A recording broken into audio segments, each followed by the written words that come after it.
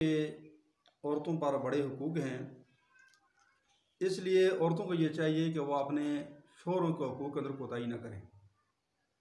क्योंकि हदीस शरीफ के अंदर आता है, अगर कोई औरत उसके शोहर के बुलाने के बावजूद नहीं आई और तन्हास होगी तो रसूलुल्लाह सल्लल्लाहु अलैहि वसल्लम ने फरमाया कि फरिश्ते सुबह तक उस पर लानत करते रहते हैं।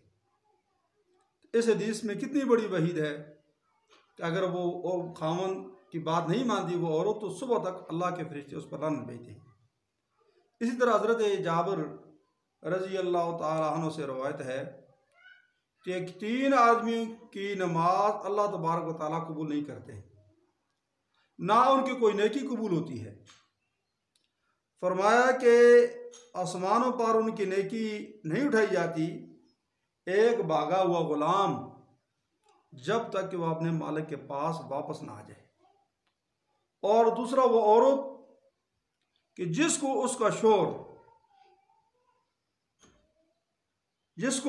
शोहर किसी माकूल वजह से नाराज हो उस औरत से, जब तक कि वह अपने शोहर को खुश न कर दे, ऐसी औरत की भी कोई नमाज कोई नेकी कबूल नहीं होती, ना वो आसमान की तरफ उठाई जाती है। और तीसरा शराबी। और इसी तरह के हदीस के अंदर आता है कि रसूलुल्लाह सल्लल्लाहु अलैहि वसल्लम ने फरमाया, किसी ऐसी औरत को जिस पर अल्लाह और आखिरत के दिन पर यकीन रखती हो, जायज़ नहीं है कि अपनी शोहर की मौजूदगी में बग़ैर उसकी इजाज़त के वो रोज़ा रखे, जबकि रोज़ा इबादत है। लेकिन अगर शोहर इजाज़त नहीं देता तो शोहर की इजाज़त के बगैर औरत रोज़ा भी नहीं रख सकती।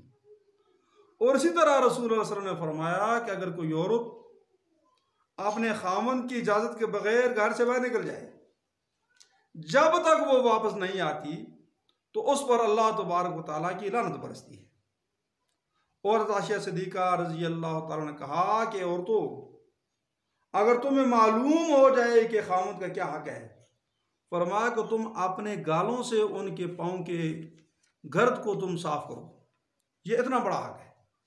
इसलिए एक हदीस के अंदर आता है, अगर तुम्हें तुम्हारा खामन किसी औरत को हुक्म दे कि सफ़ेद पहाड़ को स्याह पहाड़ पर डाल दो और स्याह पहाड़ को रेत को सफ़ेद पहाड़ पर डाल दो, फरमाया उसका यह हुक्म मानना ज़रूरी है, अगर यह बात मुमकिन नहीं है। लेकिन हदीस के अंदर शोहर के हुकूक को वाज़ेह करने के लिए कहा गया है, अगर खामद उसको यह हुक्म दे दे फिर भी उस औरत को यह हुक्म मानना ज़रूरी है। इसी तरह एक हदीस में है कि शोहर अपने शोहर की फरमाबरदार बीवी के लिए हवाओं में परिंदे, समुद्रों में मछलियाँ, आसमानों में फरिश्ते उसके लिए दुआए मग़फ़िरत करते हैं। और जो औरत अपने शोहर की नाफरमानी करती है, इस पर अल्लाह, उसके फरिश्ते और तमाम लोगों की लानत होती है।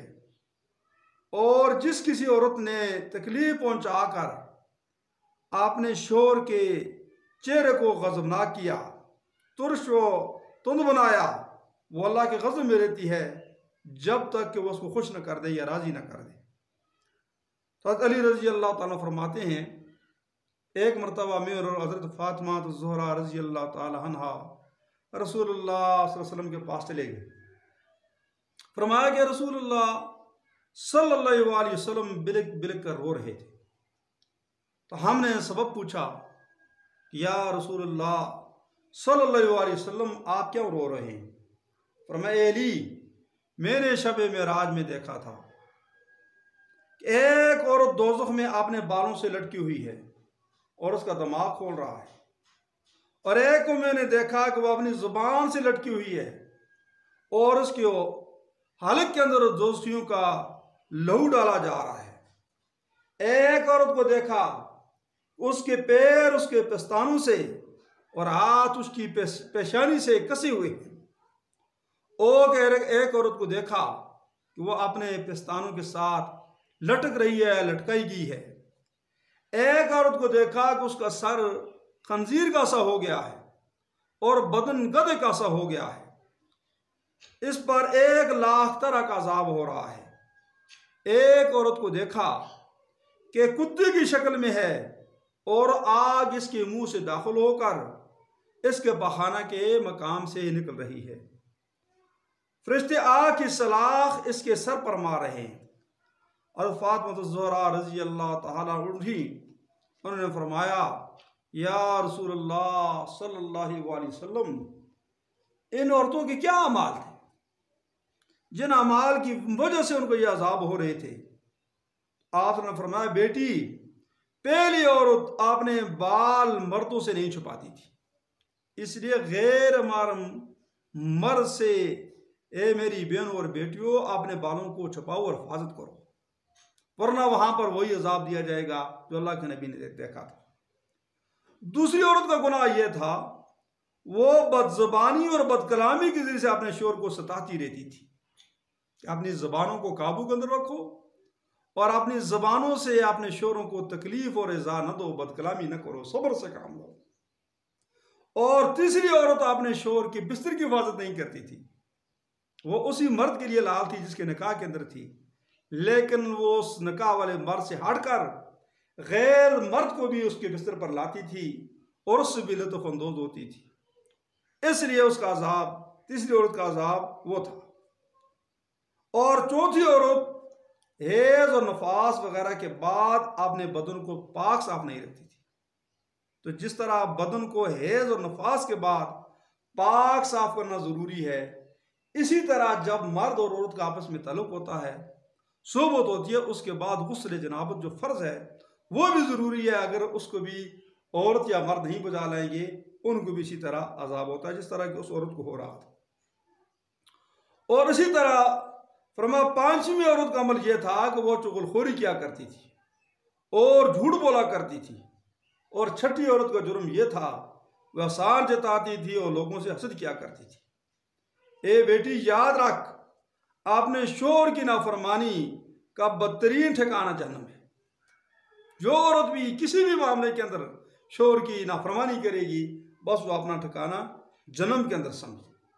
तो इसलिए अल्लाह तबारक व तआला ने मर्दों को औरतों पर कवाम बनाया है।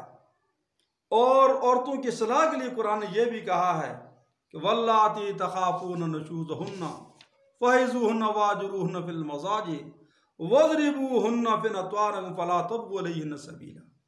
और ऐसी औरतें, जिन औरतों के नाफरमानी का तुम्हें डर हो, फरमाया कि उन्हें नसीहत करो, उन्हें समझाओ, और अगर वो नसीहत से न समझें तो बिस्तरों में उनसे पेल उलादा करो।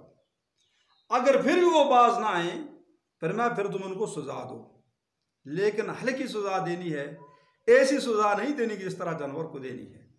अगर वो बाज आ जाए, फिर तुम उन पर कोई रास्ता तलाश न करो। इसलिए मैंने इससे पहले भी एक बयान यूट्यूब चैनल फैज़ान मोहम्मद सल्लल्लाहु अलैहि वसल्लम पर रिकॉर्ड कराया था, जिसके अंदर शोर के ऊपर औरतों के जो हकूक थे उसका जिक्र हुआ था। और आज ये जो बयान हुआ, इसमें शोरों के हकूक जो बीवियों पर हैं, तो बीवियों को जो हकूक अदा करने शोरों के, उसका जिक्र हुआ है। इसलिए ये दोनों, मर्दों के औरतों पर हकूक और औरतों के मर्द पर जो हकूक हैं, इसकी हम पासदारी करेंगे तो हमारी आखिरत बनेगी, वरना जो है खसारा है। अल्लाह तबारक व तआला सब